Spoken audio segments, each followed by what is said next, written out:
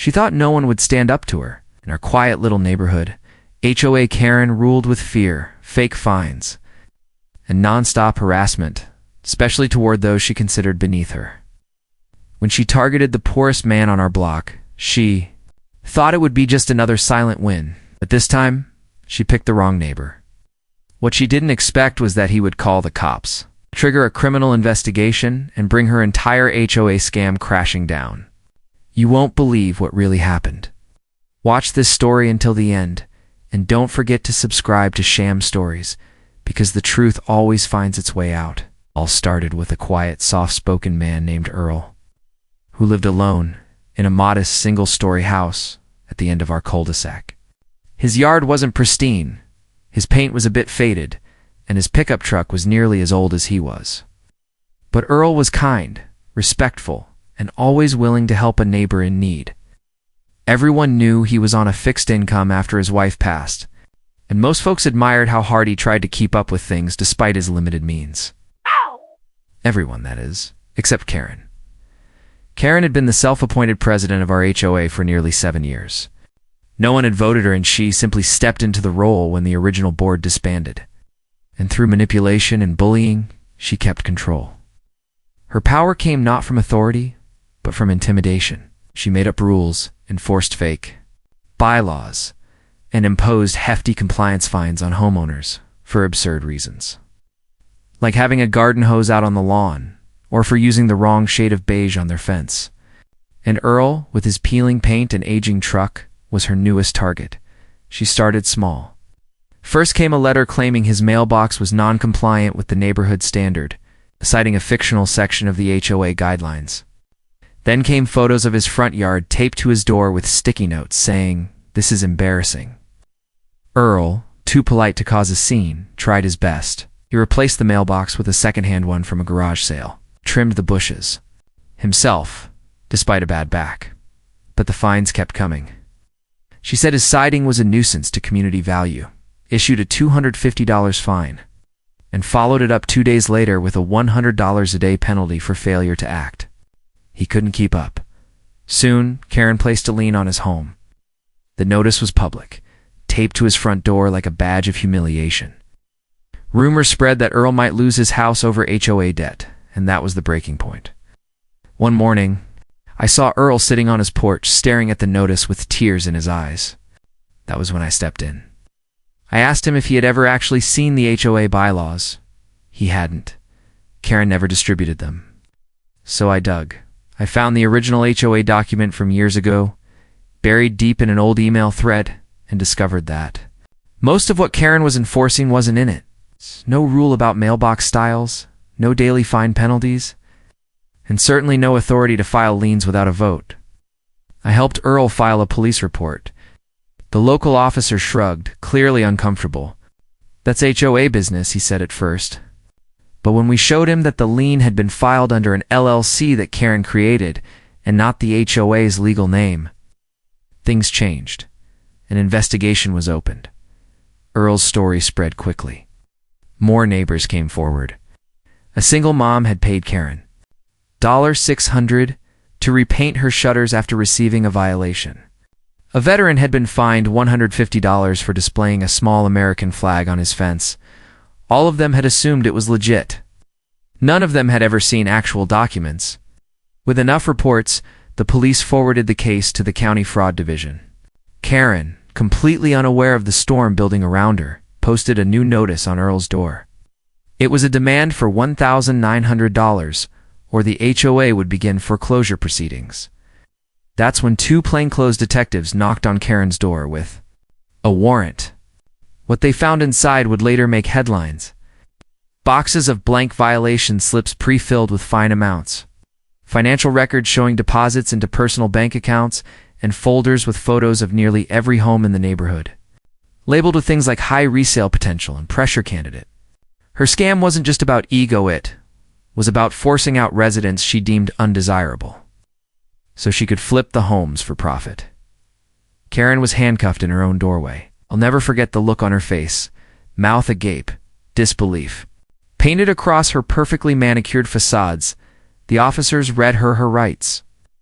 Earl watched from his porch, clutching a cup of coffee and wearing the softest smile I'd ever seen.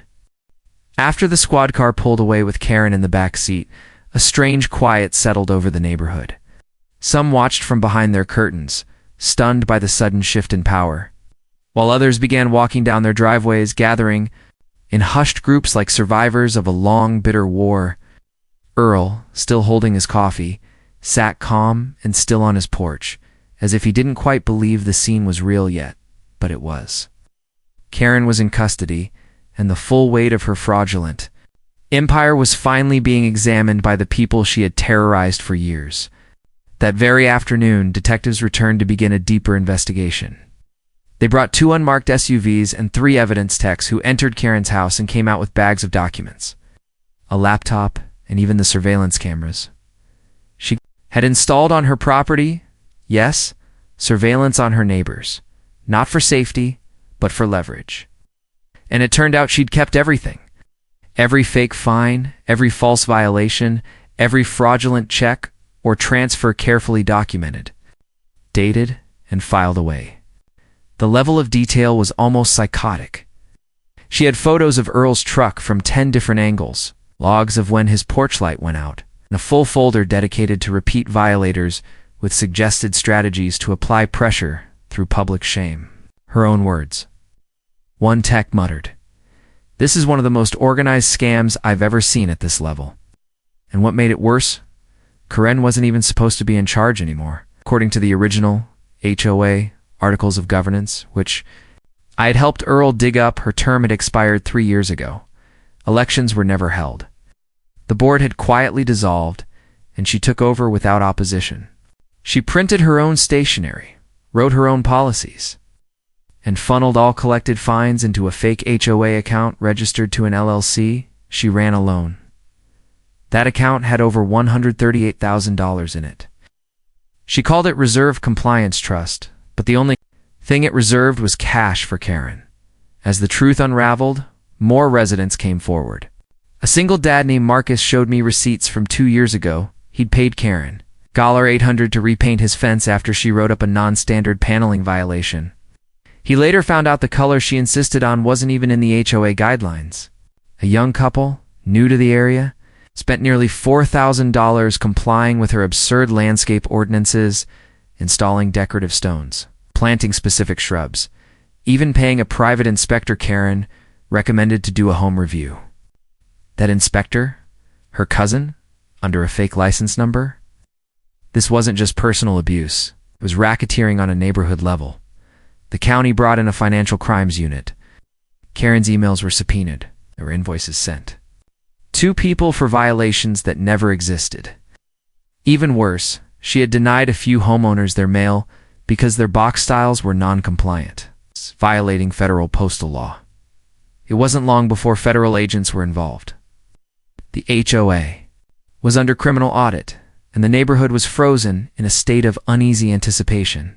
Some residents felt guilty that they hadn't stood up sooner, guilty that they'd believed her, or worse, that they had enabled her. One man, a retired engineer named Phil, admitted he used to back Karen at meetings just to avoid her attention. Figured if she was coming after someone else, she'd leave me alone, he said, with his head hung low. I didn't know it'd go this far. Meanwhile, Earl was gaining attention as the man who broke the silence. The news picked up the story and interviewed him on his porch. He wore his Sunday shirt, nervous but steady, and when they asked him how it felt to bring Karen down, he simply said, "I didn't bring her down. The truth did." He became a quiet hero, and for the first time in a long while, people started helping each other around the neighborhood. Marcus helped Earl repaint his siding for free. Teenagers showed up with brushes to clean graffiti that Karen had once used as an excuse to fine someone $300. Even the mail carrier smiled brighter on her route, now able to deliver without harassment. But the story wasn't over. The DA's office issued a statement. "We believe this is part of a larger pattern.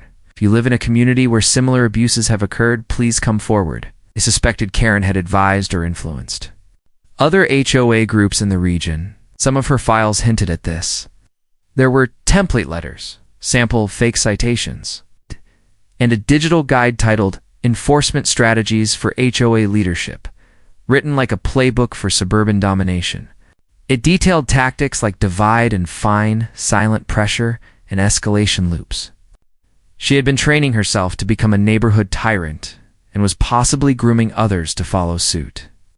Meanwhile, Karen sat in jail, denied bail due to the risk of evidence tampering. Her lawyer appointed because she claimed her funds, where Frozen argued that she meant well and was simply enforcing discipline in a community that lacked structure. No one bought it, especially not after residents described how she screamed at children for leaving sidewalk chalk on driveways, or how she once tried to fine a woman undergoing chemotherapy because she had overgrown grass. The horror stories poured in. Elderly, residents, veterans, single parents, quietly targeted, systematically fined, and in some cases, threatened with eviction. The fraud was clear, but what shocked investigators most was how deeply Karen believed in her righteousness. In her handwritten notes, she wrote things like, "They need order, they don't know what's best for them, and I am the standard they should meet." Narcissism had fused with her authority in the worst way. And in the meantime, a local civil liberties attorney stepped in, offering pro bono help to all victims of her scheme, filed a motion to void every lien, reverse every recorded violation, and demand restitution from the seized funds in Karen's fraudulent HOA account. And it worked.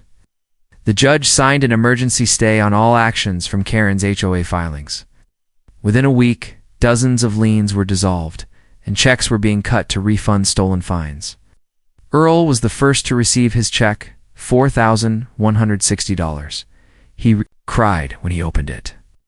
Not because of the money, but because someone finally acknowledged that what happened to him wasn't okay.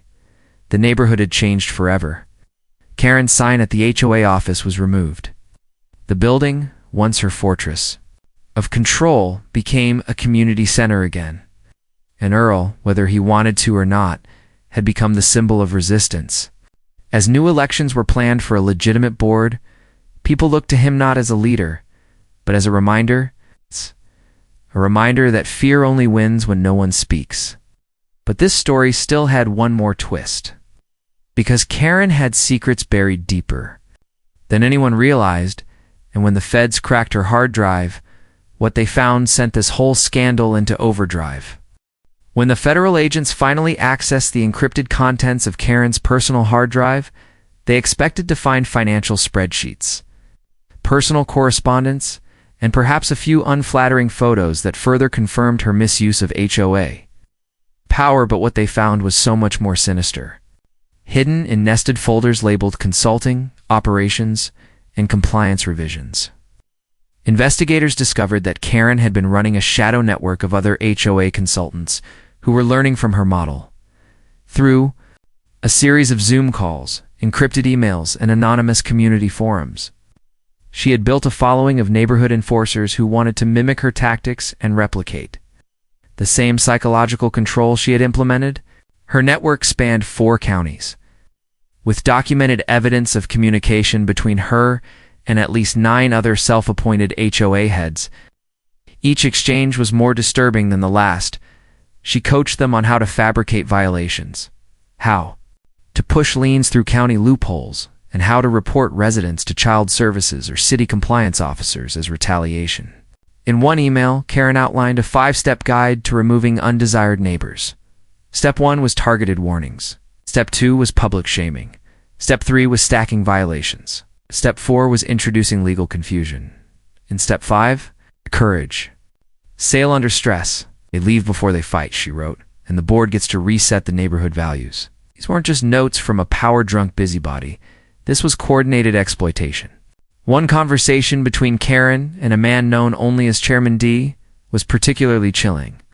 "You ever remove someone just because you didn't like how they looked?" he asked. Karen responded, "It's not about looks. It's about threat perception. Disorder invites decline. My job is to maintain order." She believed she was saving the neighborhood by pushing out anyone who didn't conform to her narrow standards. And she was spreading that philosophy with near cult-like energy. The FBI agents handling the case expanded their probe beyond our community Karen's reach, it turned out, extended across state lines. She had been paid to consult for HOA boards in 3 other states, offering workshops and personalized strategy packets. One workshop titled Governing Without Pushback was recorded at a private HOA retreat in Arizona. The footage, once leaked, sparked nationwide outrage. In the clip, Karen stands confidently in front of a whiteboard scrawled with phrases like silent domination, enforcement is power, and compliance is a weapon. She paces as she speaks, saying, "You don't need real rules to control people. You need repetition, confidence, and a clipboard. People assume paper is law. Use that." The clip was shared over 1 million times in 2 days. Cable news hosts called her the HOA tyrant, while social media flooded with memes and clips of Karen's smug advice to other would-be dictators. But to the people in our community, especially those like Erlit, wasn't funny. It was proof that their suffering had been orchestrated, rehearsed, and scaled as part of a larger plan to make their lives unlivable for profit and power. In response to the leaks, a congressional subcommittee on housing abuse was formed. Karen was subpoenaed, though she sat in a federal detention center awaiting trial. Name now sparked debates about unchecked power in HOAs, lack of regulatory oversight, and the psychological damage done by rogue governance.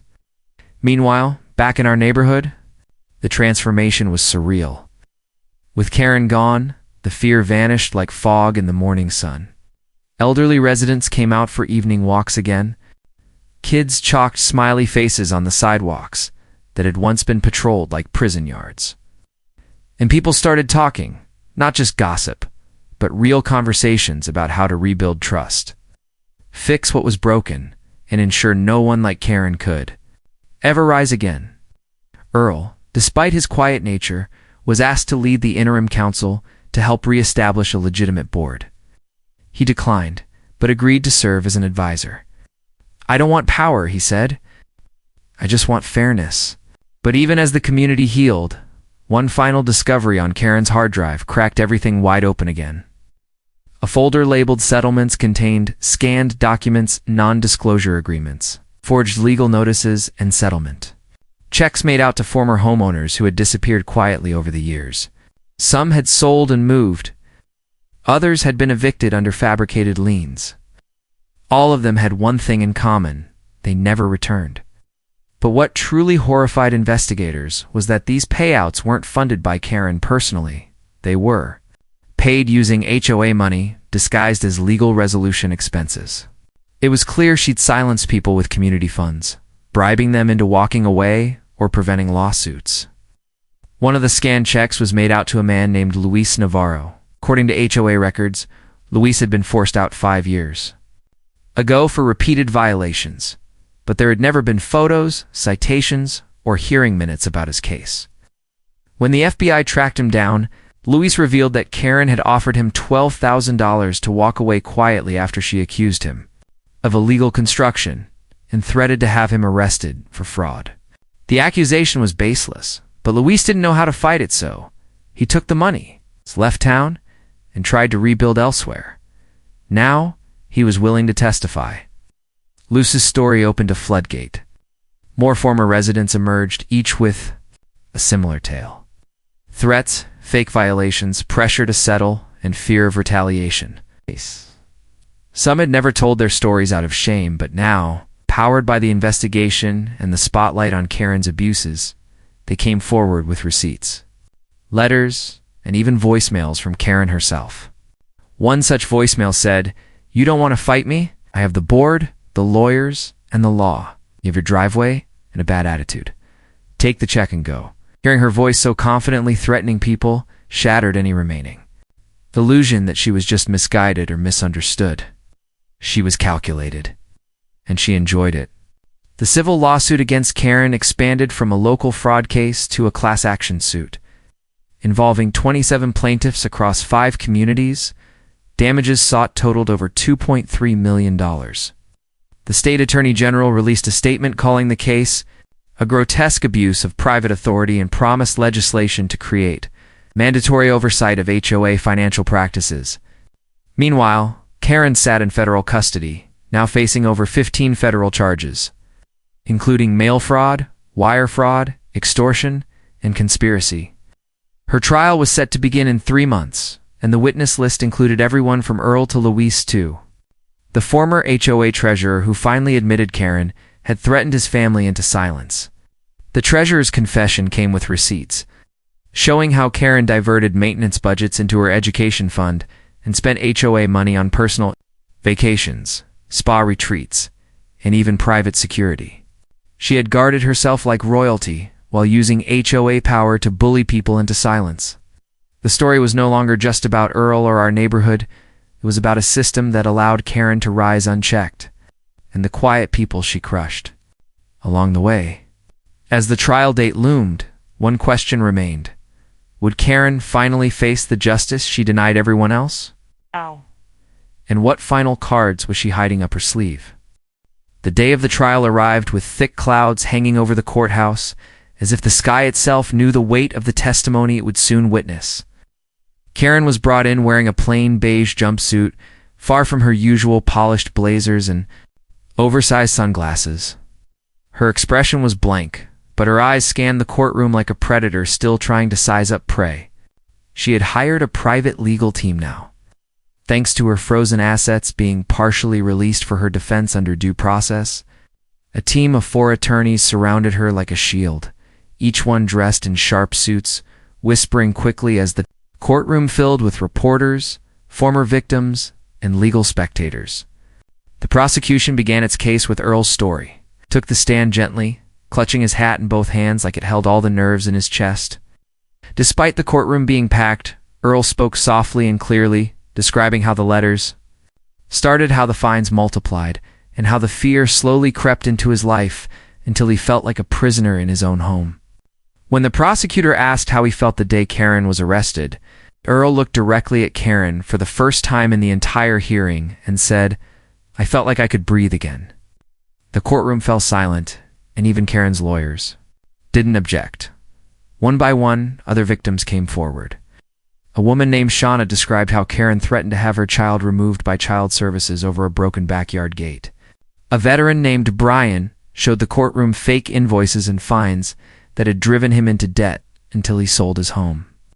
The civil liberties attorney assisting the victims cross-referenced every document with HOA guidelines and county records, proving Karen had created false documents to manipulate these people. The courtroom heard voicemails where Karen mocked elderly residents for being too slow to comply, emails where she instructed others to fabricate violation histories, financial logs showing how she moved funds from the HOA maintenance budget into her personal account under the label board discretionary fund. The defense attempted to argue that Karen was simply trying to preserve property values, that the rules were open to interpretation, and that some documents were misunderstood applications of board authority. But as expert after expert testified, zoning officers, HOA policy consultants, and fraud investigators, it became clear Karen hadn't misunderstood the rules. She had deliberately weaponized them.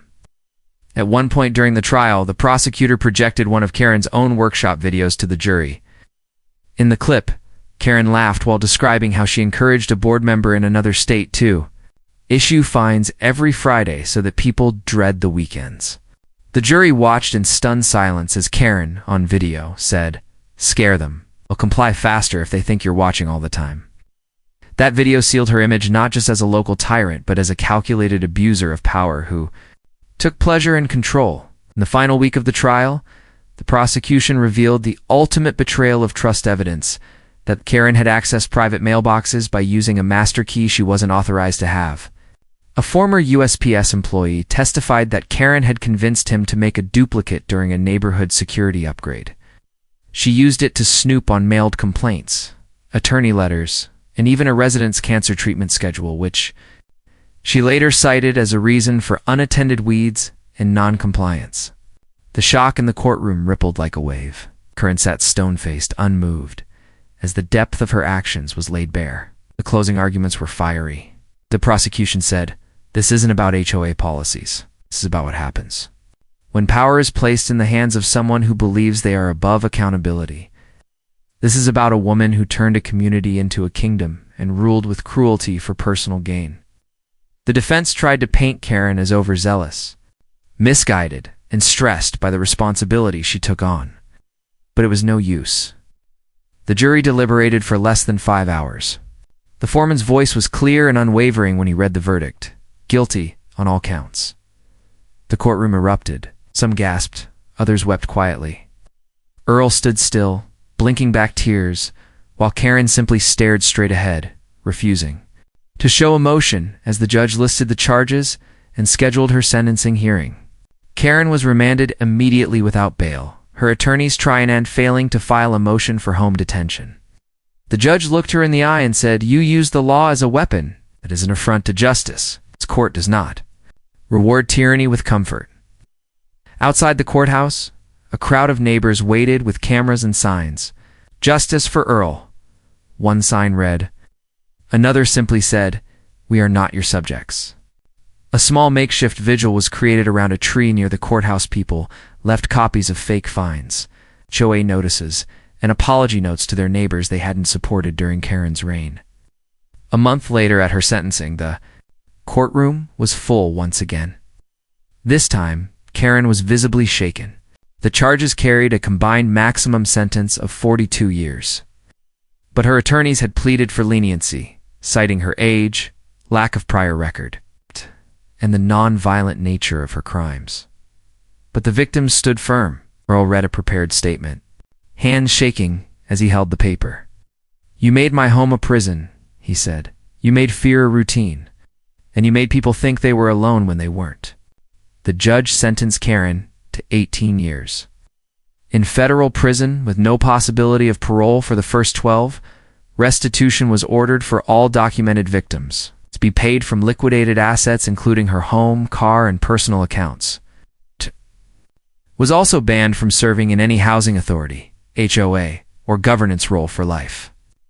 But for the community, the true healing began after the trial ended. Karen's fall from self-made power to federal inmate was more than poetic. It was a full unraveling of a legacy built on intimidation, forged documents, and quiet suffering. Once the sentencing was over and the media frenzy began to fade, our neighborhood finally began to feel like a place to live again rather than a place to fear. The first thing we did as a community was dismantle everything Karen had built, not physically, but spiritually. The HOA's old bulletin board was taken down and replaced with a new community notice board featuring welcome messages, birthday announcements, and even a photo of Earl shaking hands with a young boy planting flowers.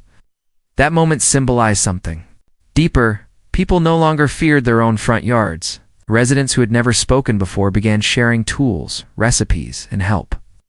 Yards became expressive, filled with sunflowers, porch art, and wind chimes. Karen once banned for noise pollution. Even the old woman with a dragon statue in her garden, who had been fined 5 times for mythological nuisance, placed it back proudly this time, surrounded by little toy soldiers holding freedom signs. Always. With Karen behind bars, a new HOA board was elected properly, openly, and transparently. No hidden files, no sudden rule changes, no secret meetings. Earl was appointed as community liaison, and while he still didn't like attention, he accepted it with grace. "Let's make sure no one ever feels alone in their own home again," he said at the first meeting. What we didn't expect was the letter that came a few months later from a low-security women's prison 2 states away. It was from Karen, addressed to the HOA and signed in sharp, angular penmanship. It read, "I acted with purpose I still believe in. My only mistake was believing people wanted order when they only craved comfort." She ended it by stating she'd be filing an appeal. No one responded. But someone pinned the letter to the new notice board with a handwritten note underneath. "We choose kindness, not control." That note stayed for weeks. As the class action settlement funds were distributed, some families used the money to fix long-neglected repairs or pay down debt Karen had pushed them into. Others used it to install things they'd been afraid to before: playhouses, basketball, hoops, gardens. The color palette of our neighborhood changed from muted fear to vibrant expression. And as for Earl, he used part of his restitution to start a community repair club, offering tools and guidance to help neighbors with low-cost renovations. It wasn't about the money for him, it never was. It was about community, the thing Karen had pretended to protect but always feared. Meanwhile, Karen's time behind bars wasn't easy. Rumors trickled out through journalists who interviewed prison staff anonymously. Apparently, Karen struggled to accept her new reality. She tried to issue cleanup orders to fellow inmates and even filed a complaint with the warden about improper uniform ironing. It didn't go well. Eventually, she was moved to a lower-tier role in the prison library, where, ironically, she was tasked with organizing books about civil law and ethics. The irony wasn't lost on anyone. What no one expected, however, was the documentary. Months after her sentencing, a national streaming service picked up the story. Titled The HOA Queen, the documentary featured victims, legal experts, and even short footage from the trial. Earl appeared in a quiet interview, sitting on the same porch where it all began, saying she thought she could scare people into silence. "I just wanted to be left alone. I never thought standing up would help so many others." The documentary sparked nationwide conversations about HOA abuse, with politicians citing the story as a catalyst for introducing transparency laws for neighborhood associations. Karen's name became synonymous with unchecked authority and across the country. People began asking questions, requesting documents, and challenging fines. She had tried to rule a neighborhood. Instead, she launched a movement. And the most powerful thing? It all started with one man who simply said, "Enough." So if you're watching this, and you've ever felt cornered, controlled, or silenced, know this: you are not powerless. Sometimes the quietest voice can shake the strongest walls. Speak up. Push back. And when all else fails, call the truth by its name. Thank you for watching this powerful true story. For more real-life dramas, justice served, and stories where the underdog wins, make sure you subscribe to Sham Stories, where every voice matters and every injustice gets the spotlight it deserves.